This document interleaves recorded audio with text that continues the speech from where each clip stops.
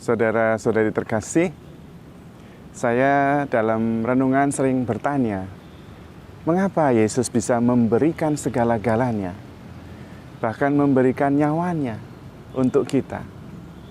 Dan di dalam firman dikatakan bahwa anak Allah yang kaya menjadikan dirinya miskin supaya kita kaya. Mengapa Tuhan Yesus bisa memberikan segala-galanya, bahkan tidak menyimpan apapun untuk dirinya sendiri? Dan yang muncul jawabannya adalah karena Tuhan sudah tidak membutuhkan apa-apa. Karena Tuhan sudah mempunyai segala-galanya dan Dia tidak membutuhkan apa-apa. Karena itu diberikan semuanya, tidak apa-apa. Dia tidak merasa kehilangan apa-apa karena Dia sudah mempunyai segala-galanya. Dia begitu kaya sampai tidak ada lagi yang Dia butuhkan. Karena itu memberikan diri, memberikan segalanya justru menggembirakan bagi Dia. Dan rupanya itu rahasianya. Menurut saya, yang namanya orang kaya adalah orang yang memberi banyak. Bukan orang yang mempunyai banyak. Orang kaya adalah orang yang tidak membutuhkan banyak hal. Membutuhkan sedikit saja.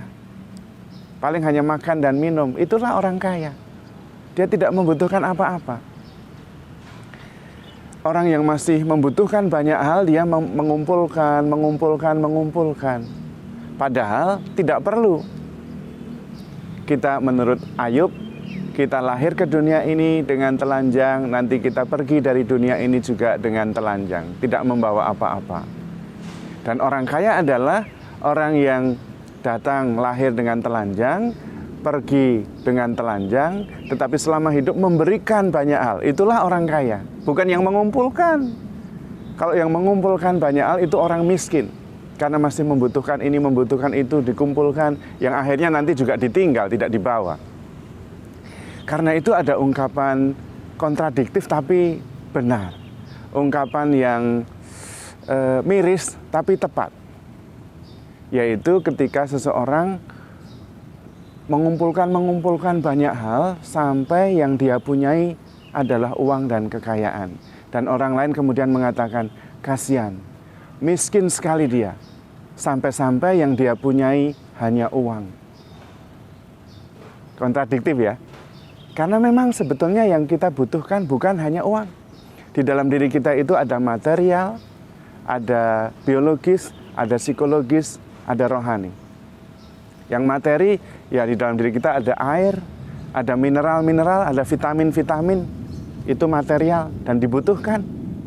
Tetapi juga ada biologis yang bertumbuh. Sel bertumbuh, rambut bertumbuh, kuku bertumbuh. Yang bertumbuh itu biologis. Kemudian yang psikologis, kita juga ada lapisan yang lebih tinggi. Emosi, ya, kecewa, marah, bahagia, senang, itu emosional. Dan ada yang rohani, cinta, berkorban, mengasihi, syukur, mengampuni, itu rohani. Dan betapa miskinnya kalau yang kita punyai adalah materi saja. Maka benar ungkapan orang bijak itu, kasihan, dia begitu miskin, sehingga yang dia punya hanya uang saja. Hanya kekayaan saja yang dia punya. Padahal yang disebut orang kaya adalah orang yang cukup, tidak membutuhkan apa-apa lagi. Orang yang kaya adalah orang yang memberi. Bukan yang mengumpulkan. Itulah orang kaya. Karena orang kaya berarti kaya secara materi, kaya secara psikologis, kaya secara spiritual, secara emosional. Itulah orang kaya. Yang disebut dengan content, fulfill, penuh, utuh, bahagia. Maka kita harus berusaha sungguh-sungguh menjadi kaya. Dalam arti cukup dan kemudian memberi banyak. Tidak harus menunggu mempunyai banyak. Karena saya kenal, ada satu orang yang saya kenal baik. Dia setiap minggu, setiap hari Sabtu gajian. Dan setiap gajian, dia membeli 10 bungkus nasi dengan sayur dan lauk. Dan dia bagikan kepada orang yang lebih membutuhkan daripada dia. Tanpa banyak kata. Dan itu sudah dia lakukan bertahun-tahun. Gajiannya itu bukan bulanan, mingguan setiap hari Sabtu. Dan setiap hari Sabtu dia selalu membeli 10 nasi bungkus untuk dibagi. Bagi saya, dia orang kaya sekali. Karena dia tidak membutuhkan banyak, tetapi membagi banyak. Karena itu di dalam Injil, janda miskin yang memberikan 2 peser uang itu dipuji oleh Yesus. Karena dia adalah orang yang memberi yang terbanyak, yaitu memberikan segala nafkah hidupnya hari itu. Saudara-saudari terkasih, Yesus sendiri memberi teladan kepada kita. Orang yang berbahagia adalah orang yang memberi, bukan yang menerima. Orang yang berbahagia adalah orang yang mencintai, bukan orang yang mencari cinta. Dan itulah ajaran Yesus yang nampaknya kontradiktif. Barang siapa menyayangkan nyawanya akan kehilangan nyawanya. Tetapi barang siapa yang tidak menyayangkan nyawanya demi Injil, demi kerajaan Allah, justru akan mendapatkannya. Yang terdahulu akan menjadi yang terakhir menjadi yang terdahulu. Yang mau memimpin harus yang paling melayani. Dan orang yang kaya justru orang yang tidak membutuhkan apa-apa, yang lebih banyak memberi daripada mencari. Karena yang namanya kaya itu relatif. Orang ini bisa disebut kaya, tapi ada yang lebih kaya lagi. Ada yang lebih kaya lagi. Tetapi yang jelas, orang yang paling kaya adalah orang yang paling memberi banyak dan paling sedikit membutuhkan sesuatu. Jangan sampai kita kemudian dikatakan, atau orang-orang geleng-geleng kepala melihat kita, kasihan yang dia begitu miskin, sehingga yang dia punya hanya kekayaan saja. Karena yang kita butuhkan bukan hanya materi, tetapi juga biologis, tetapi juga spiritual, psikologis. Kita membutuhkan segala-galanya itu.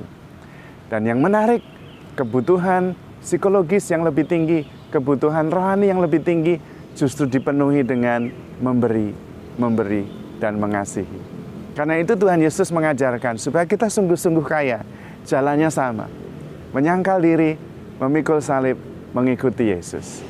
Ini rahasia, sulit untuk dipahami, hanya bisa dengan dijalani, dengan rasa syukur.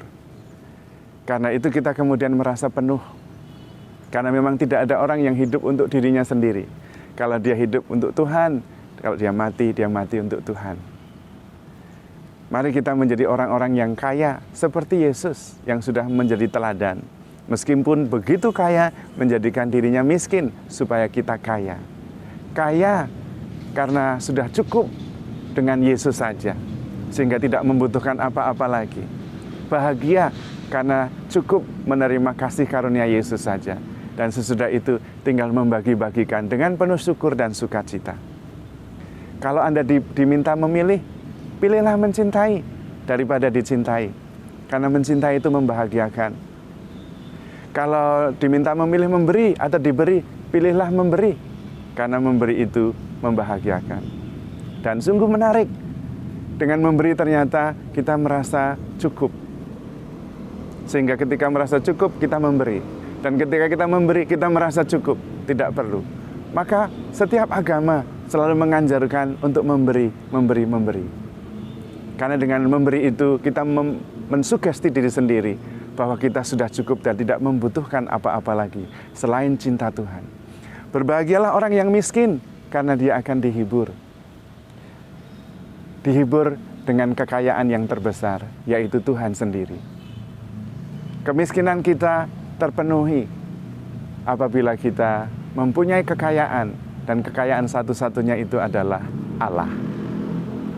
Kita mendapatkan sumbernya yang bisa memenuhi bukan hanya yang material, tetapi juga yang emosional, yang psikologis, dan yang rohani. Dan karena itu kita sungguh-sungguh hidup di dalam kepenuhannya. Karena itu Yesus mengatakan, aku datang supaya kalian semua hidup dan hidup di dalam kepenuhannya. Yesus bukan hanya memberi materi, dia memberi makanan, memperbanyak roti bagi orang yang lapar. Tetapi juga menyembuhkan, memberi secara emosional, kesembuhan, kesehatan.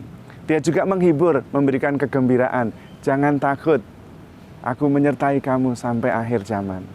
Dan dia memberikan penghiburan rohani. Aku mencintaimu.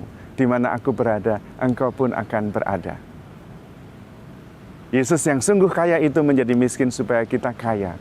Sehingga yang kita punyai bukan hanya materi saja, tetapi juga materi, emosional, spiritual, psikologis, lengkap. Sehingga kita hidup di dalam kelimpahannya.